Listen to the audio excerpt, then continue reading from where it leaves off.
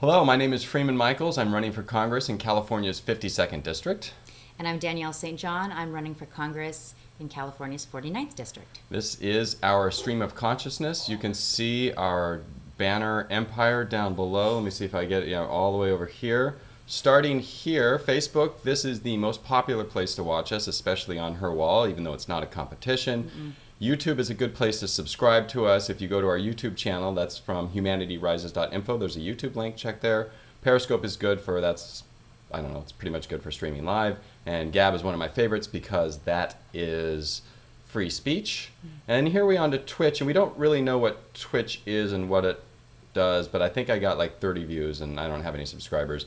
And Picardo is an up-and-coming favorite because every time we stream to Picardo, I have to choose a category, and we choose the adult category because that's the best option, unfortunately, on that platform. But I think... Because adults vote. I think right? They mean a different type of adult category, but we haven't gotten kicked off of Picardo yet, so we are there. So you have those choices of where to watch us on this streaming empire. Anything else for that? No. So for today, we're going to be talking about North Korea and Trump first, and then we're going to talk about my spiritual journey. Oh, and a little update on the campaigns, too. Oh, we want to start with the update on the campaigns? Yeah, let's do that. Let's do that. Okay, so do you want to go first?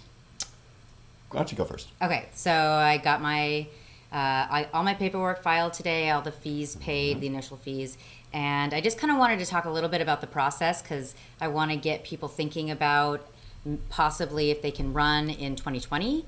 And because obviously it's too late, the deadlines are, I don't know if all deadlines are today, but at least in California, today's the deadline to run for anything. But I kind of wanted to let you guys just kind of in on my journey so that you can see. You had a great journey. Yeah, you really did. It's been a lot of fun. It's been a lot of fun. Yesterday was a little stressful. Today was a little stressful. Didn't they tell you your mom wasn't registered to vote? Oh, or something like that. It was not my mom. It was a family member, but we got that figured out and we got her verified and all that stuff. So it was a little just a tiny bit of nerve wracking, but the process was pretty easy. I don't know about all districts, but I know that my district they only require 40 signatures, and since we're not really paying people, and we don't really have a big system behind us. We went out and got all of our own signatures, and it was a little intimidating at first, but it was actually really kind of nice to be able to go up and just talk to people in your district. Just to see how they'd respond. Exactly. And so, and at first, after you get over the first couple, it starts to get pretty easy and kind of fun, and one thing that we... I'll let you talk about the colleges, but okay. So anyway, we got all the paperwork turned in today. We got I ended up having to file as a Green Party, which is fine. You've been Green your whole life. No, I have not been Green. Okay. No, I just registered Green in 2016 when I exited. And now you shall stay. Mm-hmm. Yeah, so I've got lots of green love. I'm really loving the green love. So, and it's not like you disagree with the intentions and the goals behind the Green Party. It's just the solutions behind pretty much all parties at this point we disagree with. Exactly. Green is about as pure as it comes. I still think it's a minority trying to rule the majority, though, and so. But all of their platforms, all of the stuff that they're talking about fighting for, I'm totally on board with it. So loving the green love, but that's just a little bit of an update on what I am running under. I think I'm the only green running, maybe. Probably. I think, out of the 17,000 people running, there's not even kidding, I think 15 people running in my district. So there was quite a few. There was quite a few. Unlike, I don't know which district, because we met, I think her name was Megan at the voter registrar office, and she's running as a Republican. She's like, well, there's no other Republicans in the race. I was like, wow, okay, that's what we're doing now. Yeah. So that's kind of exciting. Yeah. And we found that getting signatures was quite easy when you go to colleges. Originally, we kind of went to grocery stores, and of course, no one wants to talk to anyone when you're outside of a grocery store. And so that felt horrible. That felt awful to do. And then once we started going to college campuses, and if people are just kind of hanging out and talking, it was fairly easy to get quite a few signatures. It was only a couple hours. And that was one thing I was kind of dreading, just because approaching people. Everyone's got someplace to go and someplace to be, except apparently students who are just kind of lounging around and not really wanting to study, it seemed like. So and we had some and we had some actually interesting conversations. We did, yeah. That was absolutely. That was good to have. And that's another really good point. Like, going out and getting signatures is kind of like, if you've never been in politics before, which I'm really hoping that a lot more non-politicians run. It can be a little intimidating walking up to a stranger even, and whoa. It's not that kind of party. It is, apparently. Okay. Okay, so... That was the Chicago Tribune tab. Oh. For new people running for office, it's intimidating when you go just to talk to people. But it's nice to see just on a surface where a lot of people are at. Because most people are like, yeah, man, if you're going to try and change the world, go ahead. I don't want to know what you're going to do because I don't think you're successful. But good on you for trying. Yeah. There was a lot of that. And some people, like I'm like, we're trying to save the world, but they don't really know. Maybe I'm just another politician. And people are like, I don't want to do anything with politics. I'm out. I'm like, but I want to do something. So we got a wide range of responses. And then there's also people who walk up to you, and I mean, who are maybe they're very into politics, and they will throw you some whoppers, right? Yeah, So, and that's really, really good practice for if you've never really been in front of a big audience, because it's coming. Like, just to know what people are going to say. Yeah, and this is just on a much smaller level. It's really kind of nice to practice those skills before you go in front of bigger audiences. So, but I think that's. You want to talk about your. Well, Sean did all the paperwork, so I don't really have to talk about that. Okay. It seemed like it was annoying and a lot, but at the end of the day, it really wasn't that daunting. And when you take out the fundraising aspect of the campaign, you simplify a lot of things. And I looked at how to run, looked at how to run for dummies, and I went to the Democratic training, and I just looked around to see all of what it was about. And even when you file to run, everything centers around how much money you're going to make. And that's, like, my dad asked if I was going to have a campaign staff and a campaign office. And I was thinking, I'm like, what am I going to pay him to do? Because really, what is there to do? If you are running without money, your only goal is to get in touch with enough people and to convince them to vote for you, or convince them to believe that you are a better option. And you shouldn't need that much money to that. You should have a product that they want to buy. Product, of course, being the idea that you're selling.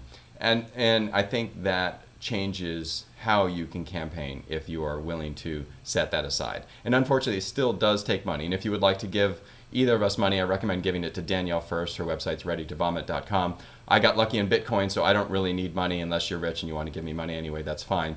But the whole goal of the campaign should be to get to know the people you are representing, and vice versa, for them to be able to get to know you. And that was, gathering signatures was just touching the surface, but it is good to get out and actually meet real people as opposed to doing internet things. Exactly. And my campaign manager, Justin Stewart, is still in North Carolina right now, and so fundraising for us really helps us get him out here and help us out on the campaign. That's going to start, I guess it's going to start picking up now. I thought it was going to slow down after the paperwork was done, but nope. Yeah, so so anything helps too. If you guys want to volunteer, that would be great too. So right. North Korea? Should we do North Korea? All right. Switching to this tab that was causing noise.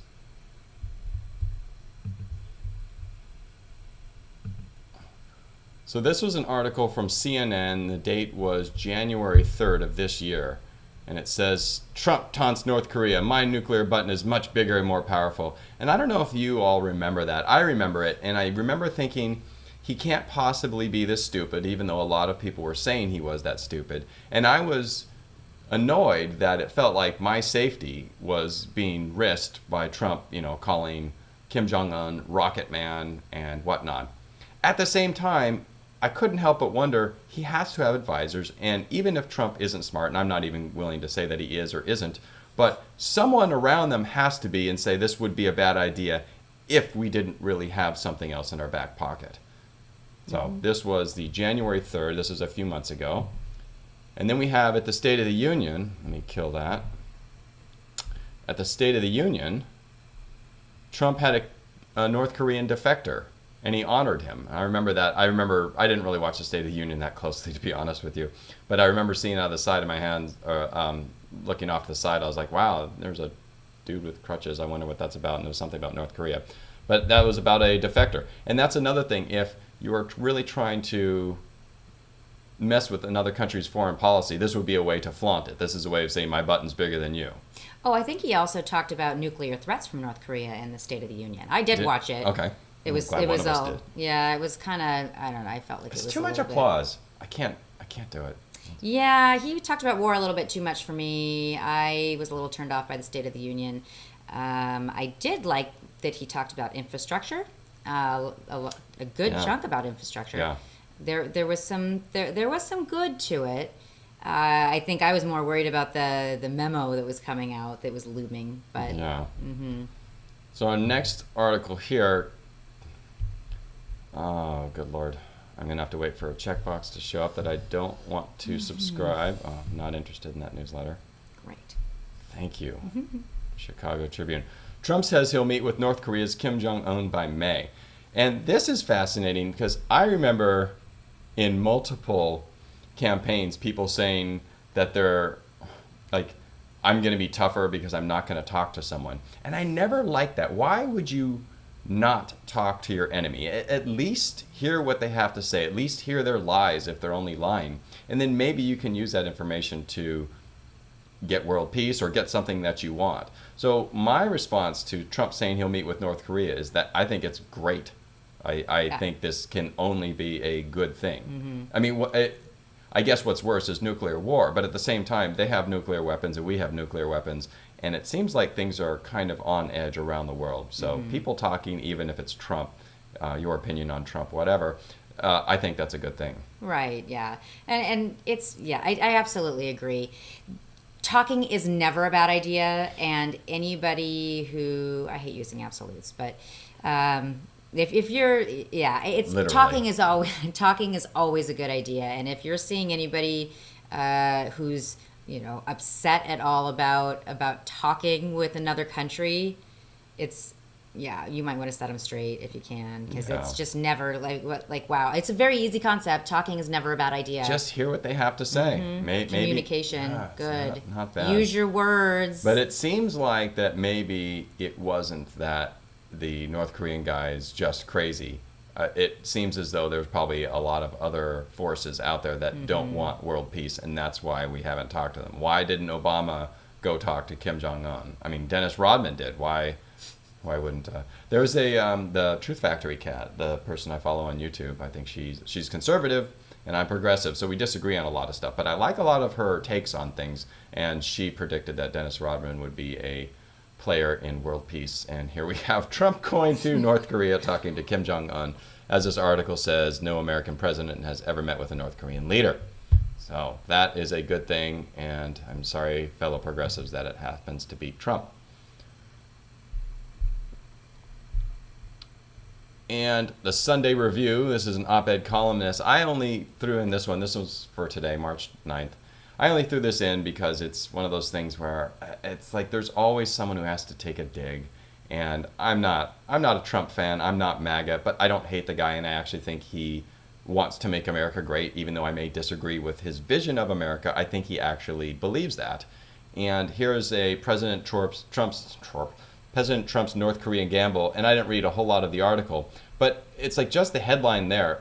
We're talking to another country who we've never spoken to before, and that's a gamble. That's the headline. I mean, yeah, remember, technically it's a most people gamble, only read the headlines, so people are busy. So if that's the first headline that's going out as the representation of the article, that's not good. Right. And I looked down here, and part of this article here says, I'm afraid that North Korea may be playing Trump, and that in turn, Trump may be playing us. And just the stupidity of this comment right now. Okay, maybe he's playing Trump, but don't we have other people working for the government that would back up Trump and give him some words and things to do? And that's also assuming that Trump is stupid. And then, of course, they're going to turn around and play us, because now Trump is a genius when he's playing us, but he's an idiot when he loses to Hillary. Beats Hillary. But he's an idiot when he's negotiating with Kim Jong-un, who he said is insane. It's like there's so much I don't know, irony, Yeah. idiocy in that one highlighted statement. Right. And all of these articles are just really like glaring examples of what we've seen the media do the whole time, which is slant perspectives for the people that have purchased their services, their PR services. They're advertisers. Yeah, these are, like, I think that we should really start looking at mainstream media outlets as more of PR firms and less of They really are. news that benefits the people. Well, they certainly sold us on Reefer Madness, and that was ages ago, and I know I keep bringing that up. But it's a really But important one. It's such a good example of how they would know that they're lying to you and they don't care, and they know that they are lying to you in a way that's going to harm you, and they don't care. And I think it's important to realize that they don't care. Mm-hmm. So. Yeah. Okay, I think that's probably enough about North Korea. Korea and Trump, yeah. Okay. So the next part is... So we're going to talk a little bit about Freeman's spirituality and his journey and his journey with it. So just, I don't know if you guys are familiar, but Freeman started out as an atheist and has gone kind of on a pretty exciting, 180. Pretty exciting journey into more of, I wouldn't call it religious, but it's definitely more spiritual. For sure. So I almost feel like we should be facing each other, but I know, we didn't yeah. try that yet, so maybe we'll just do it this way, even though it's awkward. Okay, but go ahead. Yeah. So how to start? I for probably 43 years I was an atheist, and I would consider myself a staunch atheist, and I knew what I believed, I knew what I knew, and if someone else had something else to tell me, I was interested, but based on the way I was validating information, there was no way to prove someone else's spirituality to me. And to me, that I was basically like, well, you need your spirituality as a crutch, and I don't, because my life is fine. And it was fine because I did okay for myself. And it wasn't until I kind of retired and I sat back and did very little with my life. I smoked a lot of pot, and I watched a lot of Netflix and sci-fi. I loved Westworld and Leftovers. And I kind of gave myself the space to unwind. And it really took about, it might even been a year, maybe a little more, where I just didn't do anything except those two things. And I relaxed, and I played some video games, and of course socialized with friends and whatnot. But in terms, I was working maybe 3 or 4 hours a day, and that was tops. And I did that for a couple years. And I started just... since I never got bored, but I got to the point where I was starting to listen to more of what I kind of internally wanted. And one day I was like, well, I want to kind of do a walk. So I started doing walks, and that lasted maybe 6 months. And I was doing hour-long walks, and it was one of my favorite parts in the morning. And that was like distracting enough for my left brain. My left brain's very strong, and that was kind of what helped me with computers. And that distracted me enough just to kind of let my imagination go wild. And it got to the point where I walked to the little mountain. It's, well, not mountain, like a little mound right over there behind the convention center. And I was like, okay, I've gotten everything I wanted out of life. I really have. I'm still enjoying this sci-fi binge that I'm doing, but I'm ready for another challenge. And I looked to the sky and I said, okay, universe. I didn't think it. I know the universe existed, but I didn't think there was anything else there. I didn't really believe in karma and spirituality other than you just kind of attract nice people. If you're mean, you push away nice people. But I looked to the sky and I was like, okay, universe, give me your biggest problem because I can solve it. And I knew that there was no way for me to take something on faith because my rationality was too strong. But I also knew the religious or the spirituality stuff, also you had to have faith. So my bargain with the universe was that I will pretend that the universe is real, and I will go along with it, even though I don't believe it, because there's no way you can fake your soul. You can't lie to your soul. At least I can't. I can't lie to my soul and say, okay, I believe it, but I didn't. And I knew I didn't, but I was willing to play along. And so I played along, and within 2 weeks of making that challenge, I put on my Twitter bio, and I haven't changed it since, that my goal is now the complete and total freedom of every human being on the planet. And when I put that goal there, it's like I meant it, but at the same time, I had no idea how I was going to accomplish it, and I didn't think there was any chance in hell that I was going to accomplish it. But it just kind of started me down this path of, okay, I'm going to try and help the world, and let's see what I can do. I have a lot of atheist followers, and what do you think about the interface between atheism and Christianity, or not Christianity, but I guess the more religious outlets for spirituality? Because I guess I want to be clear that I hope you agree that there's a difference between spirituality and religion, and Sure. yeah, and so what do you think? I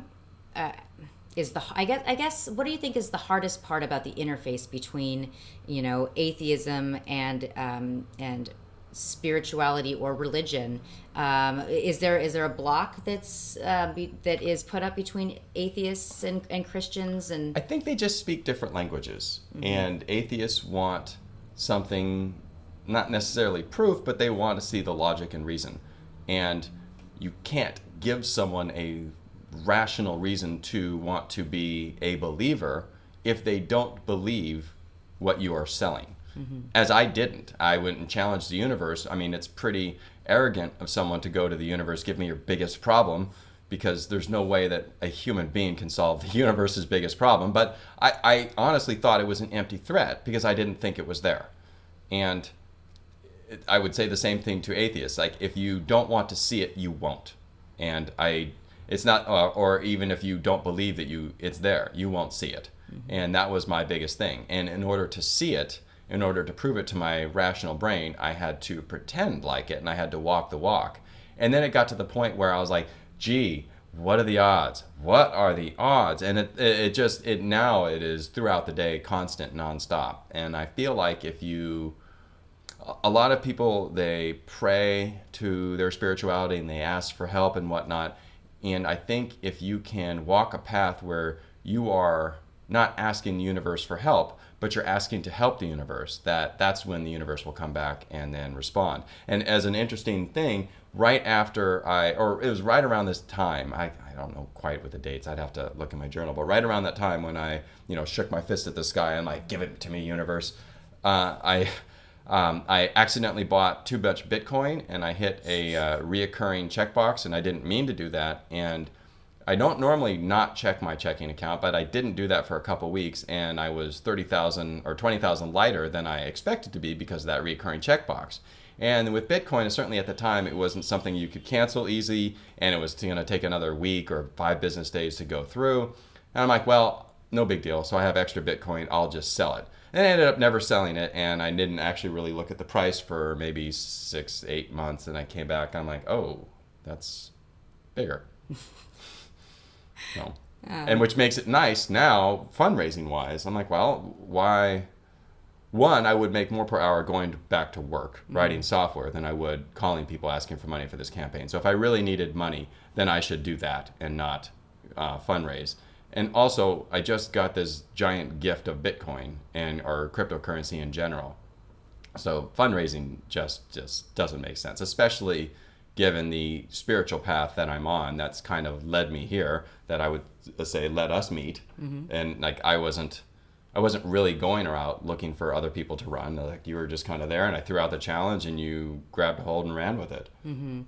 And I don't want to keep talking about the campaign, but you guys, it's so much easier than you think it is, honestly, especially if you don't have to fundraise. Okay, so another question. A big theme with what we're trying to do is communication and cooperation. What do you think is something that atheists can do maybe to communicate better with people who are spiritual? I would say accept that their spirituality is real. And it doesn't have to be real for you. It doesn't have to be real in your reality, but accept that they're not crazy, they're not weak, and there are different areas of life that you can lean on. You can lean on your rationality, you can lean on your emotions, and you can lean on your spirituality. And maybe there are other things after you've tuned those up, that there are other things that you lean on. But I think all of those are valid human experiences. And if someone is leaning on one more than your judgment dictates that they should be, I would say just let that be, because it's not necessarily a bad thing. They live in a completely different world than you do, even if you're roommates. They are having different experiences, and their spirituality may be working better for their life than yours would for their life. Mm-hmm. And it's also kind of silly to assume that someone else has the same spiritual connection that you do. Maybe some people are spiritually connected to a star. Maybe some people are spiritually connected to a galaxy or a planet or what. It's like we have no idea what's, at least I have no idea what's out there. And I think to assume that someone's spiritual connection is in any way remotely the same as yours, given just the differences that human beings have on the surface and how we behave and how we perceive information, that's just here. But what about the thing that we can't really explore scientifically yet, our spirituality? Like, we don't really know how to poke, and at least I don't think we really know how to poke and prod in that area. Mm-hmm. Yeah. Okay. So I guess that's really the reason I wanted to interview Freeman on this was because I think that there's division lines drawn in so many different places, and being I guess running for office, I really don't think that religion and government they don't meet now.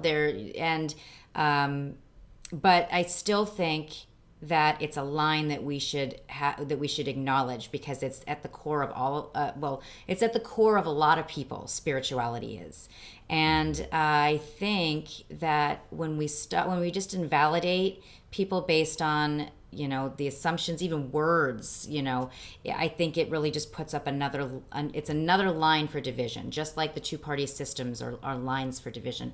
And I really have been trying to figure out how to talk about the fact that we need to start connecting, and these two groups we need to find a way to talk to each other and just and that's really the key point to what we're trying to do, is that until we start to cooperate together, the government kind of has us where we are, and there's really not really, I can't think of another way to get out besides cooperation. And that's actually kind of the talking to each other. That was at the heart of the Medium article I wrote, when to shut the F up.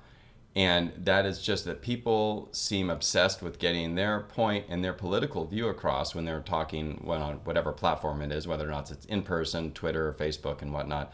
People get obsessed with not having their point heard, but they're also not listening to the other person's point. And what really should be going on is one side should be actively trying to understand the other side's perspective. And if that's not going on, then the conversation is basically not going anywhere productive. Mm-hmm. And that's a big one. And that's hopefully something that we are going to be able to do and demonstrate when we do some interviews and have some maybe forums or debates when we talk with people that we disagree with. Mm-hmm.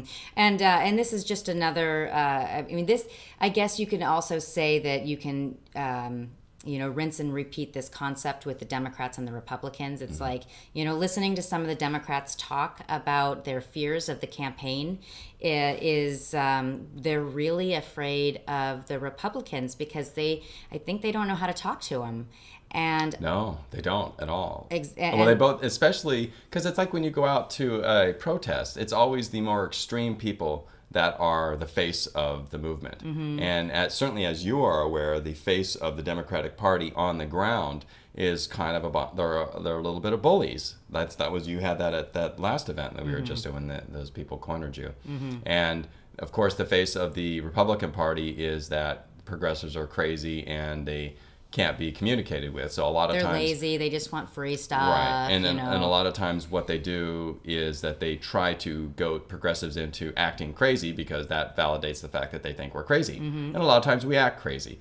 But then nobody has to listen to each other, and that's how we kind of got into this mess in the first place. Right. And then the Democrats and Republicans can just keep fundraising off of our division, because literally anytime we try and do anything different with the Democratic Party, it's like, can't, man, Paul Ryan. Mm-hmm. Mm-hmm.